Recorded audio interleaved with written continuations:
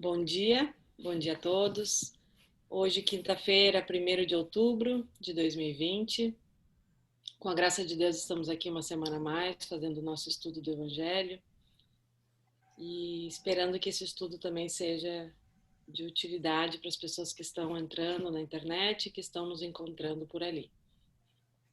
Vamos ler, vou fazer a prece e em seguida a Karina vai ler para nós a mensagem do dia, ou o contrário, tanto faz.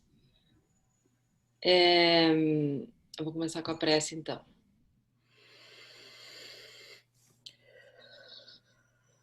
Vamos respirar fundo, nos conectar com nós mesmos, com o nosso interior, com Deus, com os anjos, com o nosso mentor e com todos os espíritos que estão aqui hoje trabalhando para nós e por nós. E também damos o bem-vindo aos espíritos que estão aqui assistindo esse estudo e aos encarnados que possivelmente virão assistir também em outras ocasiões. Pedimos muitas bênçãos por tudo que conquistamos até hoje. Somos gratos por tudo o que enfrentamos até hoje, porque esses somos parte de quem somos hoje. As nossas dificuldades são os tijolinhos da nossa casinha que nós vamos construindo. Cada tijolinho vira uma fortaleza. E é nela, juntamente com Deus, que a gente se une para seguir as nossas provas e expiações, que vai ser o nosso estudo de hoje, para a conquista da nossa liberdade espiritual. Muito obrigada e pedimos autorização para iniciar o nosso estudo no Evangelho no Lar de hoje. Que assim seja. Que assim seja. Hoje a nossa leitura do livro Bom Dia Amigo, 2020, do dia 1º de outubro, na verdade é uma homenagem aos vendedores, porque hoje é o Dia Nacional dos Vendedores. E o primeiro pensamento diz: muitas pessoas pensam que vender é o mesmo que falar, mas os vendedores mais eficazes sabem que ouvir é a parte mais importante do seu trabalho. Roy Bartel. Saudação aos vendedores. O vendedor precisa vender. Mais que vender, o vendedor satisfaz desejos. O objeto precisa ser comprado e o vendedor o oferece. O comprador procura um produto ou um serviço e o vendedor promove o encontro entre os dois, pondo fim à busca. O vendedor é um ser de primeira necessidade, como se fosse um artigo que numa loja não pode faltar. Como um móvel necessário numa casa, como uma palavra sublinhada num dicionário, como um sonho que torna curta a noite, como um sorriso vibrante de uma criança agarrada ao seu brinquedo novo. O vendedor obriga o dinheiro a trocar de mãos e redistribuir riquezas. O vendedor funda cidades, enche de gente o deserto e leva o mar para dentro do sertão. O vendedor é um desbravador e força o mundo a se alargar. O vendedor realiza sonhos e faz a vida continuar. O vendedor é um otimista, sempre pronto a do lado bom das coisas falar. O vendedor permite que famílias se mudem, que jovens estudem, que velhos viajem, que empresas não naufraguem. O vendedor anima o triste a sorrir por ser capaz de lhe ouvir. O vendedor está sempre à nossa espera para nos persuadir. O vendedor une pessoas, felizes sejam os vendedores. Que hoje Deus os abençoe para que façam muitos negócios e ponham a circular muitas coisas boas. E no provérbio 11, 26, diz: o povo amaldiçoa quem retém o trigo, mas bênção virá sobre a cabeça daquele que o vende. E essa é a nossa homenagem de hoje aos vendedores, e eu particularmente faço essa homenagem ao meu pai, que há mais de 60 anos é vendedor. já nasceu com alma de vendedor, com espírito de vendedor, e ele com certeza sei que ele leva tanta alegria aos seus clientes, porque para ele é uma felicidade fazer esse trabalho, porque ele realmente se sente assim, como encontrando pessoas, como distribuindo esse sorriso que ele tem, essa alma de muitas alegrias e sorrisos que ele leva para as outras pessoas. Isso é muito bonito mesmo. É um dom. Exato. Então aproveitamos para pedir uma chuva de bênçãos a todos os vendedores que em tantos momentos satisfazem as nossas necessidades de diferentes maneiras, né? E realmente o dom da escuta, né? Hoje, como terapeuta, a gente consegue entender isso, né? Que às vezes é numa palavra, às vezes até num gesto, que tu entende muita coisa daquela situação, né? E o bom vendedor provavelmente ele se utiliza desse mesmo dom da escuta, né? É uma palavra, um olhar, um gesto do cliente que ele fala, tá aqui, é isso que ele está precisando. Então é muito bom. Realmente o dom da escuta ele pode ser expandido, né, para diversos setores e situações das nossas vidas. Vou colocar então nosso estudo de hoje. A gente segue no capítulo 3, ainda nas instruções dos espíritos, numa partezinha mais específica que fala sobre provas e expiações. Mundo de expiações e de provas. Então vamos lá. Nós, ok? Mundos de expiações e de provas. Santo Agostinho, Paris, 1862. O que vos direi destes mundos de expiações que vós já não conheçais? Pois basta considerar a terra que habitais, a superioridade da inteligência para um grande número de seus habitantes indica que ela não é mais um mundo primitivo, destinado à encarnação de espíritos ainda mal saídos das mãos do Criador. As suas qualidades inatas são a prova de que já viveram e que realizaram um certo progresso. Mas os vícios, também numerosos, aos quais se inclinam, são um indício de uma grande imperfeição moral. É por isso que Deus os colocou num mundo ingrato, para expiarem suas faltas por meio de um trabalho penoso e das misérias da vida, até que se façam merecedores de passar para um mundo mais feliz. Entretanto, nem todos os espíritos encarnados sobre a terra se encontram em expiação. As raças que chamais selvagens são espíritos apenas saídos da infância e que aí estão, por assim dizer, educando-se e desenvolvendo-se ao contato de espíritos mais avançados. Vêm em seguida as semicivilizadas, formadas por esses mesmos espíritos em evolução. São, podemos dizer, as raças indígenas da Terra, que se desenvolveram pouco a pouco, depois de longos períodos seculares, conseguindo algumas atingir a evolução intelectual dos povos mais esclarecidos. Os espíritos em expiação aí estão, se podemos assim nos exprimir, como estrangeiros. Já viveram em outros mundos, dos quais foram excluídos por causa de sua obstinação no mal, que os tornava motivo de perturbação para os bons. Eles foram relegados, por um tempo, entre os espíritos mais atrasados, tendo por missão fazê-los avançar, pois levaram consigo uma inteligência desenvolvida e o germe dos conhecimentos adquiridos.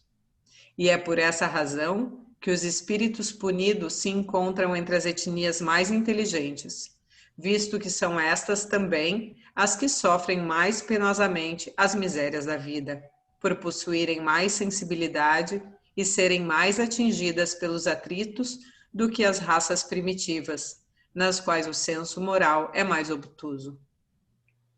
A Terra apresenta-se assim, como um dos tipos de mundos expiatórios, nos quais as variedades são infinitas, mas que tem como característica comum servir de local de exílio aos espíritos rebeldes à lei de Deus.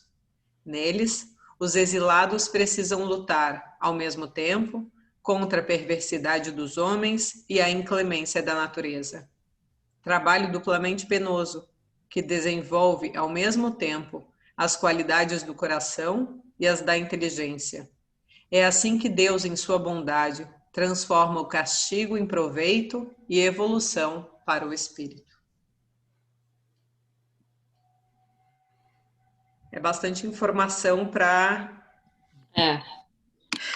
E essa última frase aqui, ela talvez realmente nos dá aquela sensação que eu tinha, por exemplo, e que às vezes, quando eu faço evangelho com outras pessoas que estão começando os estudos, ainda trazem do catolicismo, né? Transforma o castigo em proveito e evolução para o espírito. A gente ainda pensa naquele Deus punitivo, né?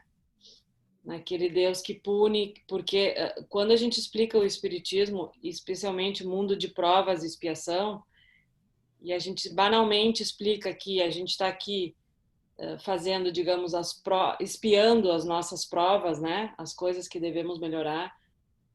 Ainda muita gente diz, então Deus está me punindo, né? Se eu estou passando por uma situação, a gente esquece que muitas vezes essas provas que são escolhidas para essa vida são feitas por nós mesmos, né? Deus só simplesmente nos ampara, que é diferente. Não é Ele que diz, agora vai e faça isso. É nós que chegamos lá, criamos uma consciência, abrimos esse leque de visão, a gente consegue ver muito melhor a nossa situação e a gente é que nos impõe. Tanto é que em muitas ocasiões os nossos mentores, a gente acha que vai ser capaz de abarcar uma série de mudanças e a gente escolhe uma vida, né, com uma série de provas e expiações e os mentores falam, olha, cuidado, quem sabe não, né, não faz tanto, porque pode ser que tu não consiga ainda, né?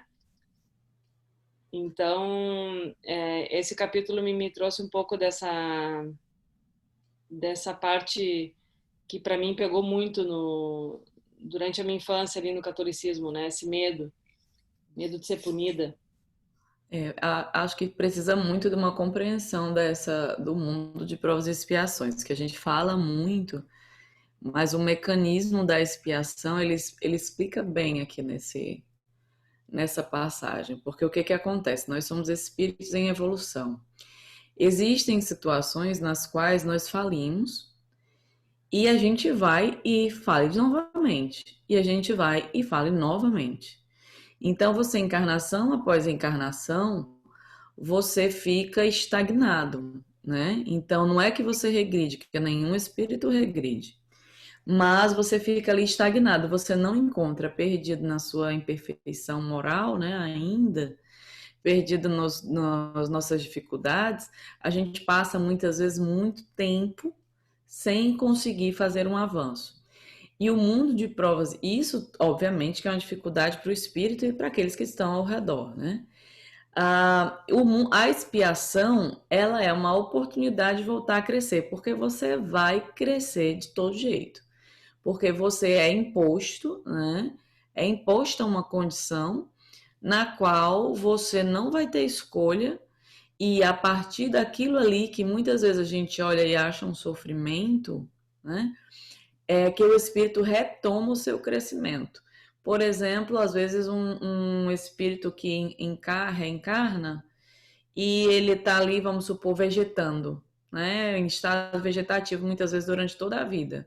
Tantas vezes a gente vê uma criança, né? Ou mesmo esse mesmo espírito criança que já se tornou adulto e continua ali numa cadeira sem conseguir se mover, né? Então ali existe uma expiação, aquele espírito ali, ele está para... durante aquela reflexão, ele não evolui, tá? É muito importante que a gente saiba. Nesse estágio, o espírito não evolui.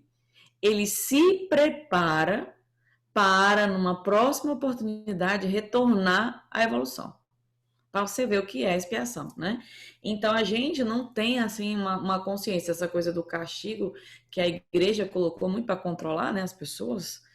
E a gente ainda está muito vinculado a isso, de alguma forma, porque acredita num Deus punitivo, tem medo de ser castigado, né? Quantas e quantos pacientes eu atendo que, por exemplo, fizeram aborto, que não sabem que, por exemplo, estão presos no medo da punição do espírito que tiraram daquela existência, né? Ou seja, do filho que mataram. Então, Aquela mãe, ela muitas vezes, ou o pai, né? Porque também já vi casos em que o pai traz esse ódio, essa culpa, essa revolta interior. Então, veja, ali você comete um erro, né? E você acredita na punição. Então, aquela pessoa, ela, às vezes, passa o resto da vida sofrendo, esperando a punição. O próximo filho, ela acha que vai nascer morto, ela acha que vai nascer doente, e vai, né? E ela acredita que mereça aquilo inconscientemente, né? E não, com certeza, porque matou, né? É um fato, o fato é que matou. Para ser punida, né? Você imagina que um aborto espontâneo, a mulher se sente culpada porque não conseguiu segurar a gravidez. Aí você imagina num aborto provocado. Então, aquela pessoa, ela obviamente precisa, né, recuperar a consciência para um processo de crescimento de responsabilidade.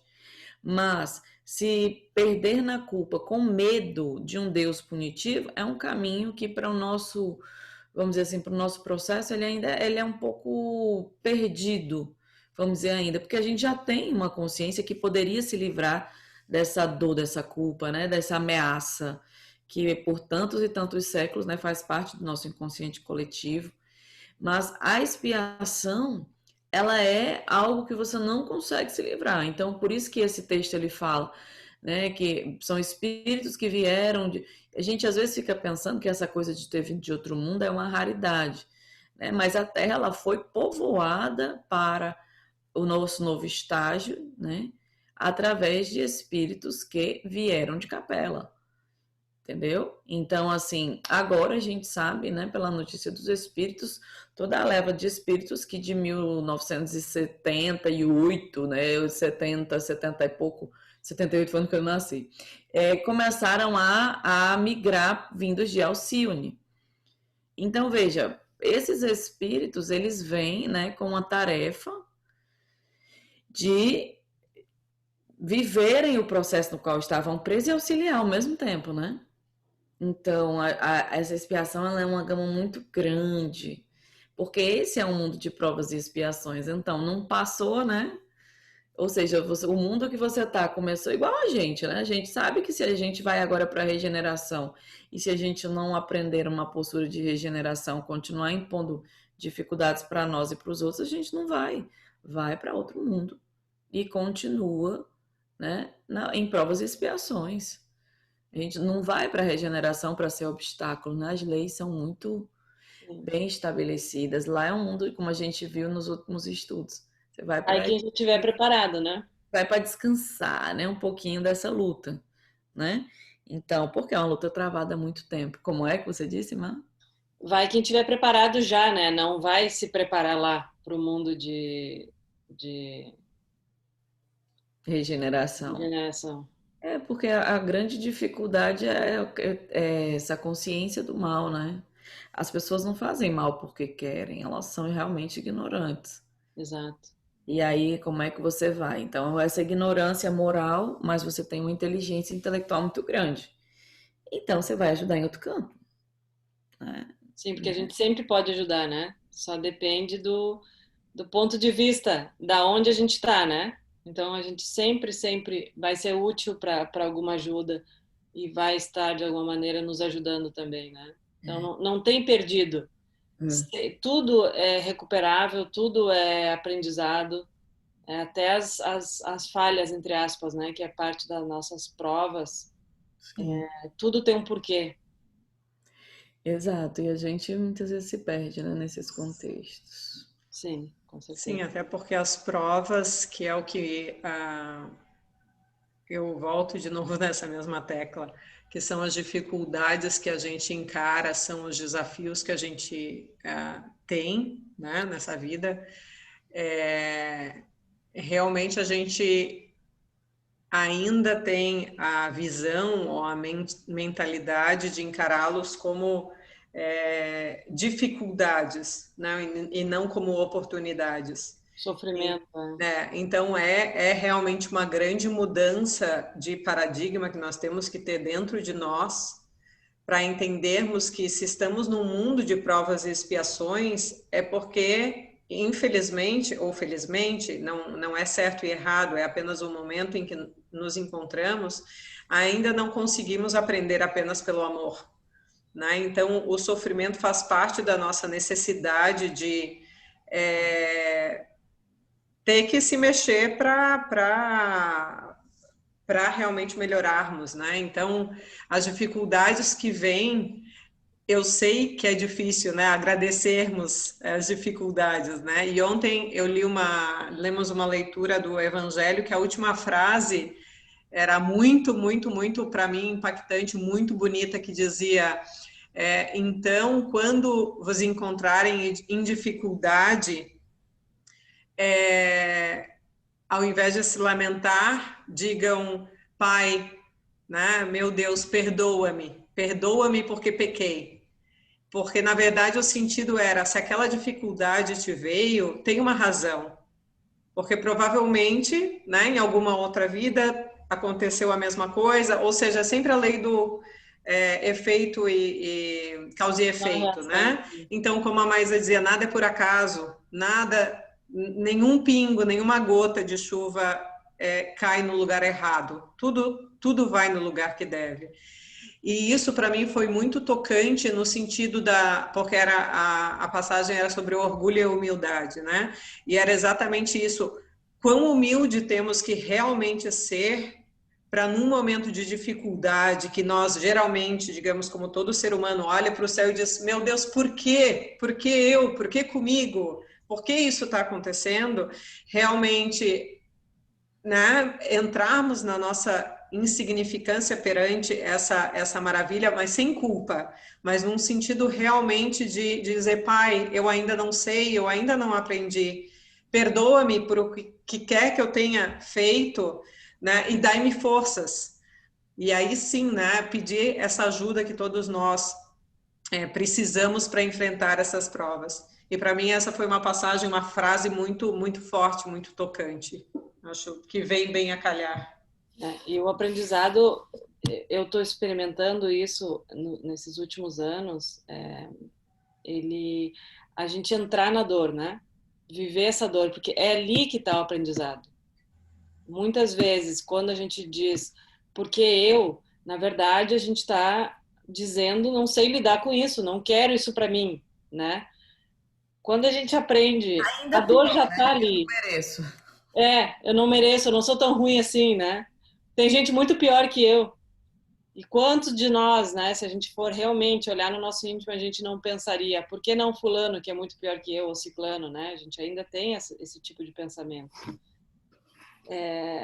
Se a gente não entrar nessa dor, e a gente tem muito medo de entrar na dor, porque ninguém quer ter dor, mas a dor já está ali, né?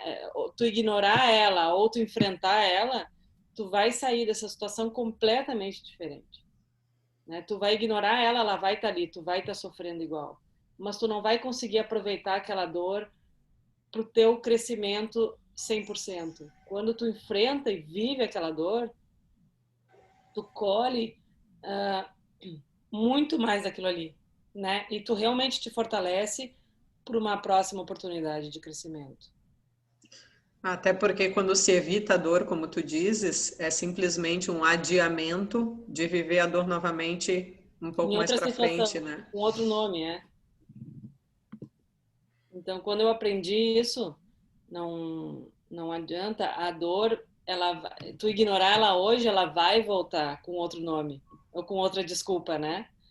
Hoje a gente sabe relacionar que era a mesma dor que a gente teve em várias ocasiões no passado, que a raiz é sempre a mesma, né? Então, se a gente não conseguir lidar com aquilo, a gente vai levando isso, né? É assim. Então, vamos seguir, né, minha gente, no nosso mundo de provas e expiações, da melhor maneira possível. E se As dores estamos são todos aqui, inevitáveis. Eu adoro a frase, aceita que dói menos. aceita que dói, né? E se estamos todos aqui é por um motivo, né? Ninguém está aqui a passeio, ninguém está aqui por acaso, né? Eu repito muito para mim isso, quando eu estou em algum conflito, que eu digo, mas, pois é, eu já vi qual é a situação, mas é difícil às vezes tu ver, né? Eu falo, aceita que dói menos. Vai aceitando. Doses E, homeopáticas, mas vai indo. exato, essa é, acho que é a minha frase dos últimos meses. Aceita que dói menos. É isso aí. Quer fazer a oração de fechamento, Mi? Vamos fazer. Então vamos Ó, fechar. quem pegou a sua água, né? Já vamos aproveitar para deixar aqui fluidificando. Então vamos fechar nossos olhos, nos conectar com a energia do cosmos, de todos os espíritos que nos assistem, dos nossos mentores, anjos e amigos, para que possamos elevar os nossos corações ao nosso Pai Maior. Senhor, nós nos colocamos como teus filhos, como aprendizes da vida, como essas almas ainda necessitadas dos degraus para alcançar um estado mais elevado de mente e de espírito. Auxilia-nos a cada passo, a cada momento sublime em que temos a oportunidade do aprendizado. Dai-nos a luz para cada momento difícil de trevas, para que possamos perceber que em cada escuridão se encontra apenas uma ilusão, da qual a nossa própria luz pode fazer dissipar, e que a luz, em conjunto com o teu amor, com o universo que nos presenteia, com todo o auxílio, é algo que está sempre à nossa disposição. Não importa as dores nas quais estamos presos, tudo é ilusão. São apenas dificuldades ainda não trabalhadas, do nosso espírito ainda infantil, do nosso estado evolutivo ainda de crescimento, mas que nós, com muito amor, podemos galgar, podemos trabalhar dia a dia, incansavelmente, como teus filhos, como parte desse plano maior, onde cada um de nós pode atuar como essa centelha divina, a compartilhar o infinito amor e a infinita paz, onde estivermos. Muito obrigada, Senhor, por esse estudo, que possamos colocá-lo nas nossas vidas e nos preparar para novos passos de aprendizado hoje e sempre. Que assim seja. Que assim seja.